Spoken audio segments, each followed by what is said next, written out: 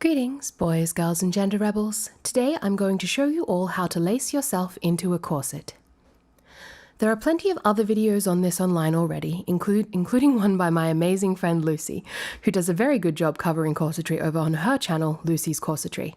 I'll put a link down in the description box if you're curious to check her stuff out. Specifically why I'm making my own video though, I get an overwhelming quantity of requests for me to do this, so here we are. I'm going to cover some basic corset care in this as well, simply because putting on your corset does have a couple of steps to bear in mind for the longevity of your corset. Step 1. Put on a cotton slip. You want a cotton slip between you and your corset at all times. Your skin produces oils and you can't easily wash a corset, so you want a layer of fabric between you and your corset at all times. Ideally, it will be a well-fitting slip without pronounced seams, as they will be pressed firmly into you. I just use tank tops. It's never been an issue for me. Step 2. Loosen the laces on your corset. For the first time you ever wear it, I'd suggest loosening them almost entirely, so the two halves of the corset are as far apart from each other as possible. This makes it easier to clasp the front. You'll get used to how much you have to loosen it as you wear it. Step 3. Put the corset on your body, then close the busk. The busk is what the boning on the front of the corset with the closing mechanism is called. The busk on the corset I am showing you here is curved, so that it goes in at the waist and out slightly at my ribs and my tummy. Most corsets have flat busks. They are all the same really though, just aesthetically different. Mine is not fancier for being curved, it's just different from the majority. Quick note to this step. If you cannot close your busk, your laces are not loose enough.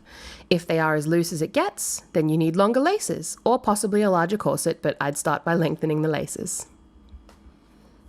Now we're at the tricky step. Step 4. Lace yourself up. Have you ever worn really tall boots? Tightening a corset is similar to tightening boots, but to explain it in more detail, I start with the 2 bunny ear loops, the part of the laces that gets tied together at the end. I pull any easy slack out by tugging on those bunny loops, then slowly I work my way from the top to the middle, then the bottom to the middle, just tightening or loosening each X accordingly. Something important to bear in mind when lacing yourself is that you want your lacing gap, the space in the back, to be parallel to itself. So you don't want a bowing shape or an hourglass shape in the lacing itself. The reason for this is purely for the longevity of your corset. When you force the boning in the back to hold distorted shapes, it will buckle and shift around in the boning channel, and eventually the bones will poke out or start digging into your back very painfully. If your corset doesn't fit you very well, you can lace your gap with a V shape or an A shape, where it's tighter at the top and looser on the bottom, or vice versa. But make sure your bones are not bent or distorted. That's when the problems arise.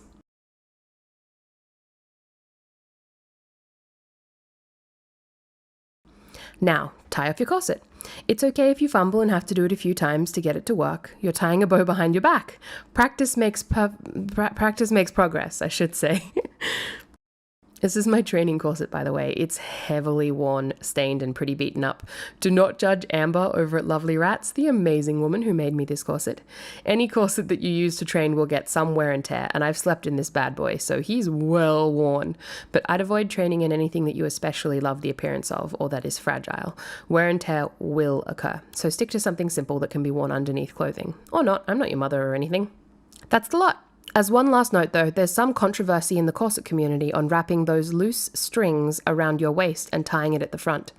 There's no biological reason for why this is bad, but the corset itself will take quite a beating to the fabric with the laces rubbing on it like that. And you will bulk your waistline by adding stuff specifically to the smallest part of the corset. With that being said, you now know why some people hate it and can make an informed decision on what you want to do. That's all I have today, bunnies. Request anything else you'd like me to cover in a similar style down in the comments section.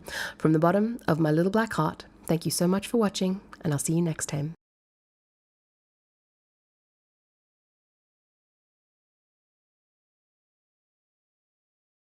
That's the lot. As one last note though, there is some controversy.